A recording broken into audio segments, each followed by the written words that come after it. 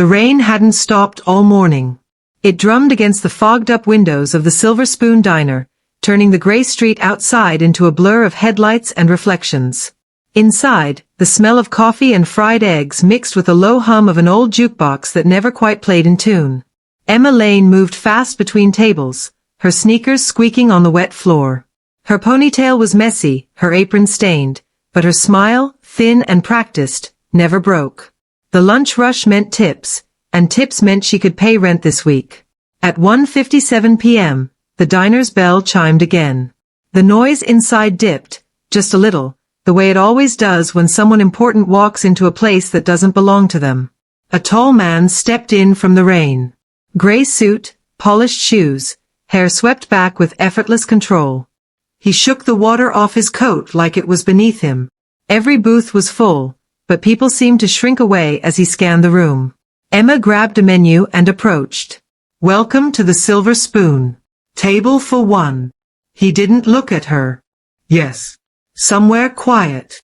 His voice was low, the kind that could turn polite words into orders. She led him to the corner booth by the window. He set his phone and briefcase on the table like trophies. "What can I get you to drink?" she asked. "Coffee," he said. "Black. Hot. Not whatever watered-down stuff you usually serve." Her smile flickered. "Coming right up." When she brought the mug, he barely looked up before saying, "It's not hot enough." She checked the steam rising off it. "It just came from the pot, sir." "Then your pot's broken." He pushed it back toward her, eyes finally meeting hers. Cold gray eyes. Eyes that didn't see her, only the mistake. Emma replaced the cup silently. Behind the counter, the cook muttered, "What's his problem?" She whispered back, "Money."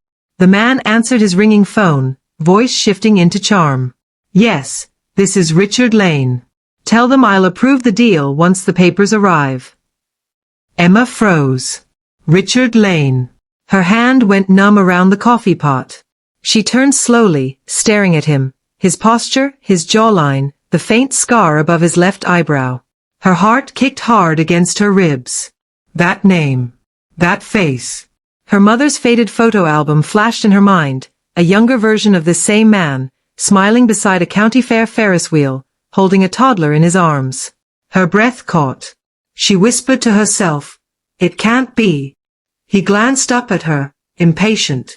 "Something wrong?" She shook her head quickly. "No, sir." He went back to his phone, laughing at something the person on the other end said. Emma walked away, her pulse racing, tray trembling in her hands. She didn't hear the rain anymore, just the echo of her mother's voice from long ago. "If he ever comes back, you'll know him by his eyes." The rain had stopped, but its memory lingered, the way it clung to the glass, the sound it made when it hit the roof of her apartment. She sat at her small table with a cup of instant coffee gone cold, staring at her mother's photo on the wall. Sarah Lane had always smiled in pictures, even when life hadn't given her much to smile about. In one photo, she was holding Emma at a fair, her hair loose, her laughter frozen in time. And next to her, in that same frame, stood a man with gray eyes and a crooked grin. The same eyes that had looked at her today without recognition. She whispered his name under her breath, testing how it sounded after all these years. Richard Lane. Her mother used to say he'd left, to build something bigger. She'd said it kindly, as if trying to convince herself. Emma had never believed it. She remembered nights when her mother cried quietly, thinking her daughter was asleep. Now he was back, not as a ghost, but as a man who ordered coffee like the world owed him something. Emma opened her laptop and typed his name. The search filled instantly. Richard Lane Enterprises. Real Estate and Investment Group. CEO and founder. Net worth. $70 million. Photo after photo, him shaking hands with governors, smiling beside luxury cars, accepting awards. The internet called him self-made. Emma's throat tightened. Self-made, she repeated softly, almost laughing. You walked out on a wife and a baby, and now you're self-made. She closed the laptop, her reflection faint in the black screen. You made yourself by leaving us. A tear fell before she could stop it. She wiped it away roughly, angry at herself for caring. He hadn't remembered her. Maybe he hadn't even thought of her. Still, she needed to know. Maybe there was some reason. Some truth her mother never told her. The next morning, she went to work early. She tried to pretend it was just another day, but every time the bell over the door jingled, her chest tightened. Then, just before noon, it happened. The bell rang, and there he was again. Same gray suit. Same air of authority. Only this time, he wasn't on his phone. He saw her immediately. "Ah," he said with a faint smile. "It's you again. The coffee girl." She forced her lips into a polite curve. "Welcome back, sir. Seems you remember me," he said lightly. "I must have made an impression. You could say that." He didn't notice the edge in her tone. "Good. I'll take my usual. Black. Extra hot." As she turned to pour it, she caught her reflection in the window behind him, and beside it, his. The same eyes. The same shape of the face. It was undeniable now. She brought the cup to his table and set it down carefully. "Here you go, Mr. Lane." He looked up, surprised. "You know my name?" She froze for half a second, then shrugged. "You're on the phone a lot. Hard not to hear it." He chuckled. "All right. I do have that problem." She wanted to scream. "You have more problems than that." But she didn't. Instead, she stood there a moment longer, searching his face for any flicker of recognition. There was none. He leaned back, glancing at her name tag. "Emma, huh? That's a good name." "My..." He stopped. Something flickered in his expression, a spark of confusion, maybe memory. "My daughter would have been around your age," he said suddenly. "If things had been different." Emma's pulse stopped for a beat. "Would have been?" she asked softly. He sighed. "Her mother and we went separate ways. Never saw her again. I assume she's grown up now. Somewhere out there." He said it so casually, like he was talking about a weather forecast. Emma's nails dug into her palm. "Maybe she's closer than you think," she said, voice trembling. He looked up sharply. "What do you mean?" She forced a brittle smile. "Nothing, sir. Enjoy your coffee." Then she turned and walked away before her tears betrayed her. Behind her, Richard Lane stirred his cup, unaware that the girl who just served him was the one person his money could never buy back. The next few days felt endless. Emma tried to bury herself in work, pretending he was just another rude customer, but every time she wiped down the counter or heard the bell over the door, her heart jumped. By Thursday, he was back. Same table. Same corner. But something about him looked different. Maybe it was the way he hesitated before ordering, or the way he glanced at her as if searching for words he didn't know how to say. She placed his coffee down without meeting his eyes. "Thank you," he said quietly this time. No sarcasm. No superiority. Emma nodded, trying to stay composed. He took a sip, then smiled faintly. "Perfect. You got it right today." "I try to learn fast," she replied, keeping her tone flat. He chuckled softly. "Good skill to have. You remind me of someone." Her throat tightened. "Someone you used to know?" He nodded slowly, staring at the steam rising from the cup. "Yeah. Her name was Sarah." Emma froze mid-step. "She was kind," he continued. "Too kind for someone like me. I hurt her more than she deserved." Emma turned back toward him, her voice trembling. "So you remember her?" He looked up, puzzled. "Of course I do. She was my wife." "Then you should also remember what you left behind," she said quietly. He blinked. What?" Emma took a deep breath. Her hands shook, but her voice didn't. "You walked out on her when I was 2. She waited for years, hoping you'd come back. You never did." His face went pale. "What did you just say?" "You heard me." He stood slowly, disbelief clouding his eyes. Who are you?" "Emma Lane," she said, her voice breaking on the last word. "Your daughter." Silence swallowed the room. Even the hum of the jukebox seemed to fade. He stared at her, lips parted, as if her words had broken something deep inside him. Emma? She laughed bitterly. You don't get to say my name like that. You don't even remember my face. Your mother told me, she said. He stammered. She said you left, Emma cut in sharply. She said you wanted a bigger life. A life without us.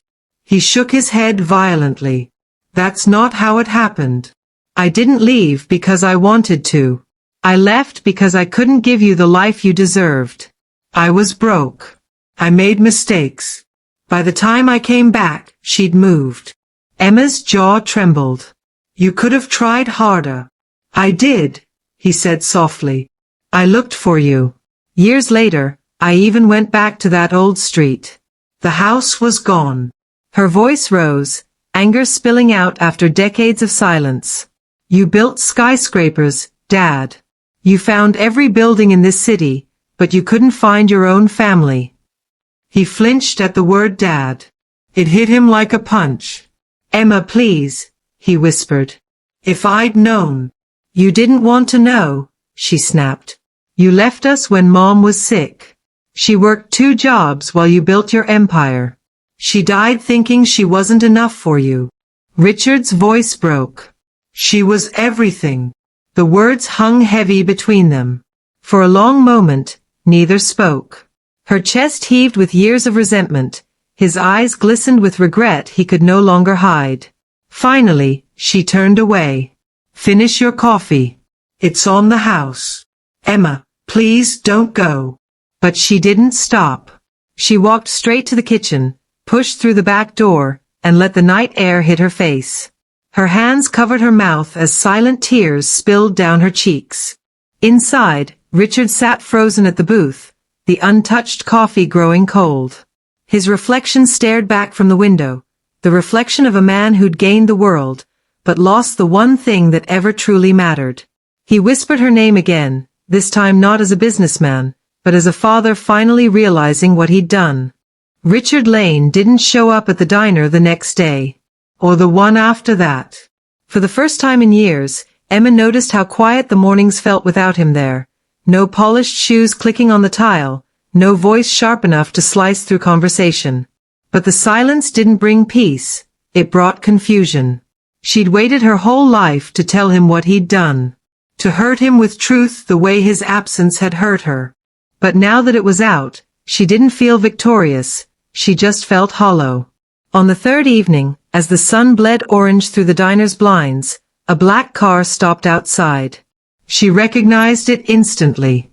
He stepped out, not in a suit this time, but in a dark sweater and jeans. He looked smaller somehow. Human. He walked in quietly and stopped a few feet from the counter. Do you have a minute? Emma hesitated, then nodded.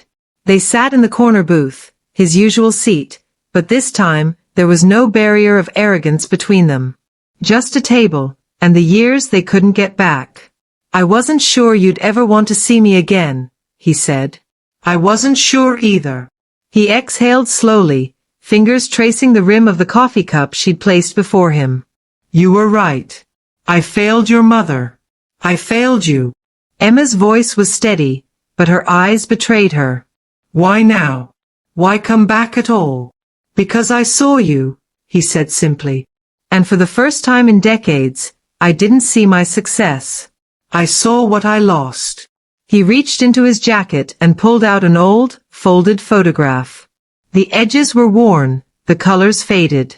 It was her, 2 years old, in her mother's arms, smiling at a man holding a balloon. I carried this for years, he said. Even when I had nothing. Even when I had everything. Emma's breath caught. Why didn't you find us? I tried, he whispered. But I was too late. When I finally tracked Sarah down, she was gone. I went to her grave. I thought about leaving flowers, but I didn't think I had the right. Her eyes filled, but she looked away before the tears fell. You didn't. He nodded, accepting it. I know. For a long moment, neither spoke. The only sound was the faint hiss of the coffee machine behind the counter. "Finally," he said, "you don't have to forgive me. I don't expect it. But I'd like to make things right." Emma laughed quietly, but it wasn't cruel, it was exhausted. "You think you can fix 20 years with money?" "No," he said softly.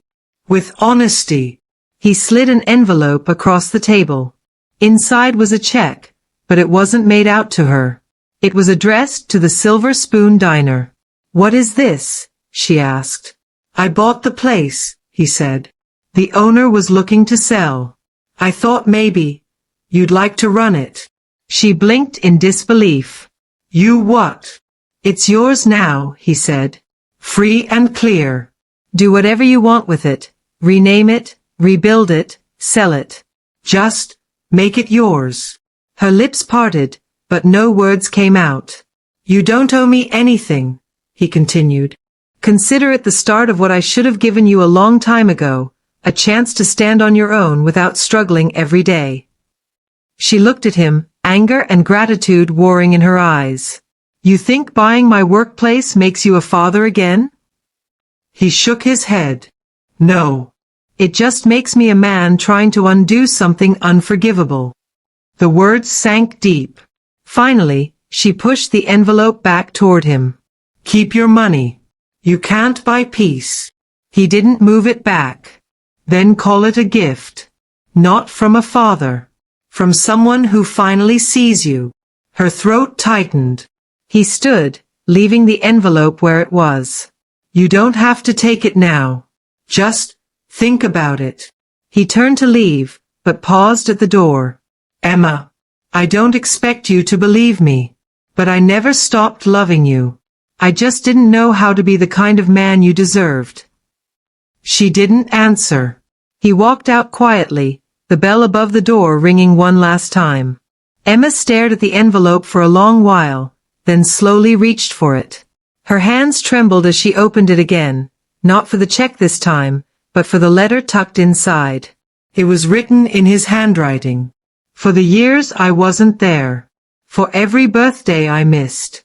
For every night you wondered why. I can't change the past, but I can build a bridge to whatever future you'll let me be part of. Dad." She pressed the paper to her chest and closed her eyes.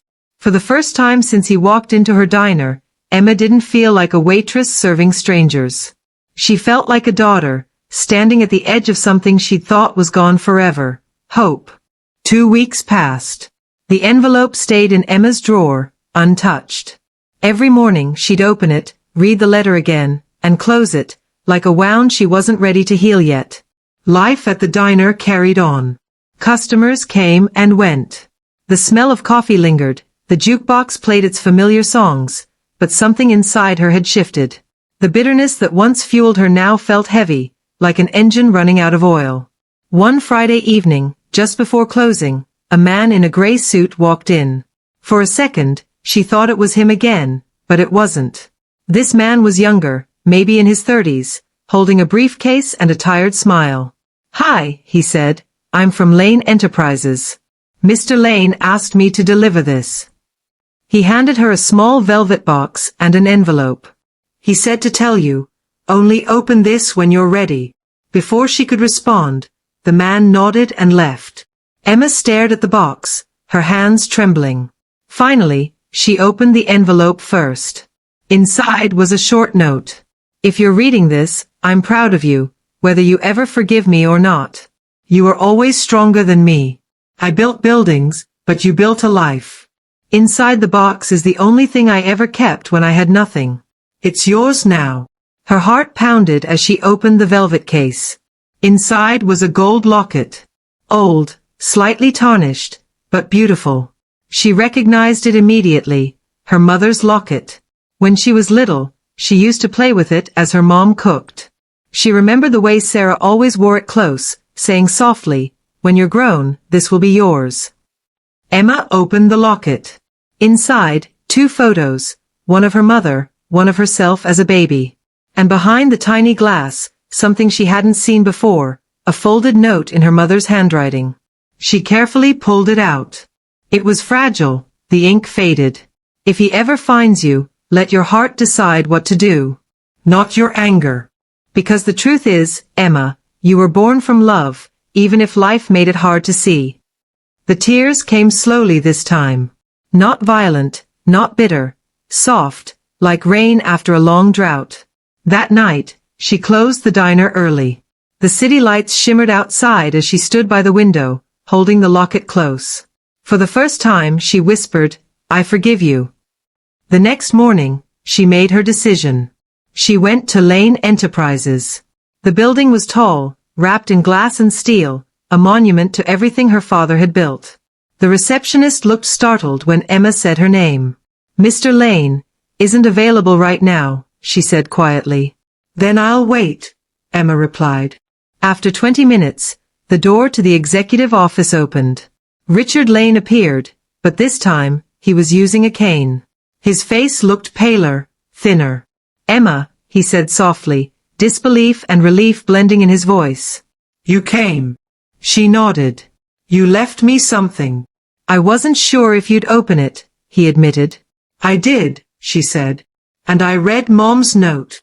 His eyes glistened. "She was right about you." Emma walked closer, her voice gentle now. "You can't fix the past. But you don't have to die with regret either." He smiled faintly. "So what now?" She took a breath. "You said you wanted to make things right. Let's start by helping people like her, like us. The ones who get left behind." He blinked, processing her words. "I want to turn the diner into something more," she continued. "A place that trains single mothers, young waitresses, people who need a second chance. And I want you to help me do it, not with money, but with your time." For a moment, he just stared at her. Then he smiled, the kind of smile that came from the soul. "You're more like your mother than I ever deserved to see." "Maybe," she said softly. "But I'm still your daughter." He nodded, a tear slipping down his cheek. "Then let's build something together this time." Months passed. The Silver Spoon Diner became the Second Chance Cafe. The sign was new, but the heart remained the same. Emma ran it with a quiet pride, teaching young people how to manage, serve, and rebuild their confidence. And every Thursday, a gray-haired man would come by at 4 p.m. sharp. He'd sit at the same booth, sip his coffee slowly, and smile whenever she passed by. They didn't talk about the years they'd lost, only the moments they were finally reclaiming. Sometimes, he'd help her balance the books, showing her how to track investments and expenses. Other times, he'd just sit silently, watching her do what she was born to do, lead. One evening, as the sun dipped low, Emma approached him with 2 cups of coffee. "You know," she said, smiling, "you're not bad at being around people. Maybe you should apply for a job here." He laughed softly. "I don't think I'd pass the interview." "Oh, you might," she said, teasing. "You've got the right heart for it now." They clinked their mugs together, a silent toast to forgiveness, to family, to second chances. Outside, the city buzzed, but inside, everything was calm. Richard reached into his coat and placed the locket on the table between them. "Keep this safe. One day, when you have your own daughter, tell her the same thing your mother told you." Emma nodded, her eyes warm with emotion. "That she was born from love?" He smiled. "Exactly." That night, after closing, Emma locked up and stepped into the cool air. She looked up at the stars and thought about the strange, winding path that had brought them here. The girl who'd once served coffee to a stranger now shared that same table with her father, not as enemies, but as something far more powerful, 2 broken people choosing to heal together.